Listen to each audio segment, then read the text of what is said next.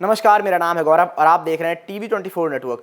उत्तर प्रदेश के इटावा में दो कथावाचकों के साथ हुई बदसलूकी मामले पर सियासत थमने का नाम नहीं ले रही है। लगातार इस मामले पर पार्टियों के एक दूसरे पर आरोप प्रत्यारोप जारी हैं। पर इसी बीच अब समाजवादी पार्टी के अध्यक्ष अखिलेश यादव ने इसमें बागेश्वर धाम के पंडित धीरेन्द्र कृष्ण शास्त्री को भी घसीट लिया है और उन पर तीखा हमला कर दिया है। जी हाँ, उन्होंने कहा, कथावाचक धीरेन्द्र शास्त्री का जिक्र करते हुए उन पर अंडर टेबल पैसे लेने का आरोप लगाया है। पर अब आप सोच रहे होंगे कि आखिर इस पूरे मामले में धीरेन्द्र शास्त्री का जिक्र क्यों? तो आपको बता दें कि दरअसल अखिलेश यादव उन यादव कथावाचकों का उदाहरण दे रहे थे जहां पर उन्होंने कहा कि जिन ब्राह्मणों के घर वो कथा कहने गए थे वो इतने सक्षम नहीं थे कि लाखों रुपए देकर कथा करा पाए, तो यादव कथावाचक उन्हें सस्ते में मिल गए। बाकी उन्हें पता सब था कि वो यादव ही हैं, इस गांव में पहले से भी वो यादव कथावाचक कथा कराते आए थे। इसके बाद इसी क्रम में आगे उन्होंने धीरेन्द्र शास्त्री का नाम जोड़ते हुए उन पर निशाना साध दिया।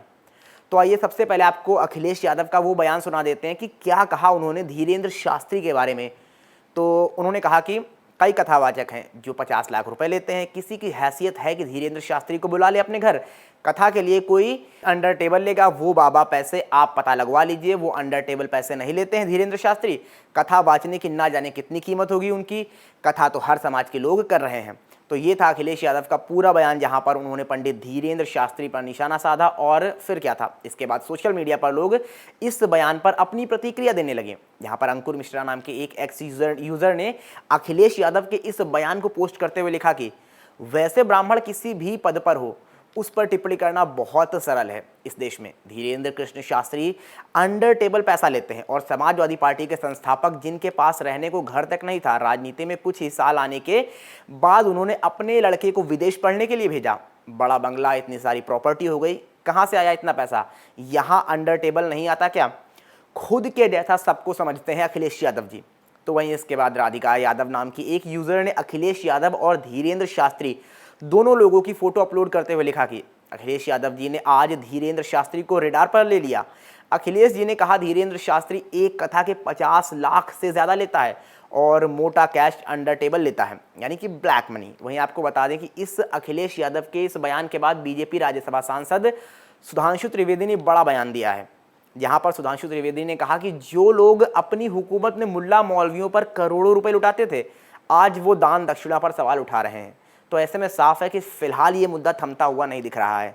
तो देखना दिलचस्प होगा कि इस पर समाजवादी पार्टी की ओर से क्या प्रतिक्रिया आती है और आती भी है या फिर नहीं।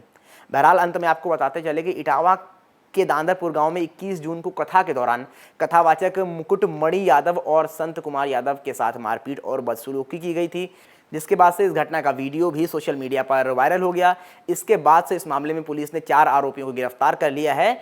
वहीं दोनों कथावाचकों पर भी धोखाधड़ी और फर्जी आधार कार्ड रखने के आरोप में मुकदमा दर्ज किया गया था। तो ये पूरा का पूरा मामला था। हाँ, इसके बाद हम साफ तौर पर देखेंगे कि अखिलेश यादव ने इन दोनों कथावाचकों को बुलाकर इनको सम्मानित भी किया था।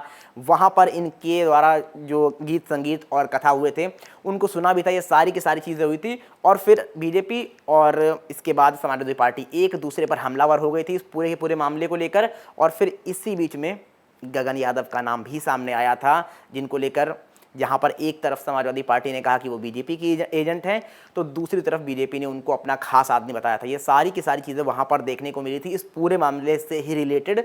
और ये मामला अब भी थमने का नाम नहीं ले रहा है। लगातार इस पर आरोप प्रत्यारोप जारी है। कभी अखिलेश यादव की तरफ से कोई बयान आता है तो दूसरी तरफ सुधांशु त्रिवेदी जैसे नेता भी पीछे नहीं हटते हैं इस मामले में कूदने को लेकर। तो अब देखते हैं खैर यहाँ पर इस पर क्या प्रतिक्रिया निकल कर आती है और अब क्या सुधांशु त्रिवेदी के बयान पर अखिलेश यादव कोई पलटवार करते हैं, समाजवादी पार्टी का कोई नेता पलटवार करता है या फिर नहीं। खैर इन सब मामलों पे आपको क्या लगता है कि ये राजनीति कितनी दूर चलने वाली है? क्या हाल फिलहाल में आपको लगता है कि मामला ठंडा पड़ेगा या जिस तरह से ये मामला अभी तक चल रहा है इस तरह से इस पर और लोगों की प्रतिक्रिया आएंगी और ये बढ़ता जाएगा? खैर इन सब मामलों पर जो भी आपकी प्रतिक्रिया है कॉमेंट बॉक्स में हमें बताना बिल्कुल ना भूलें।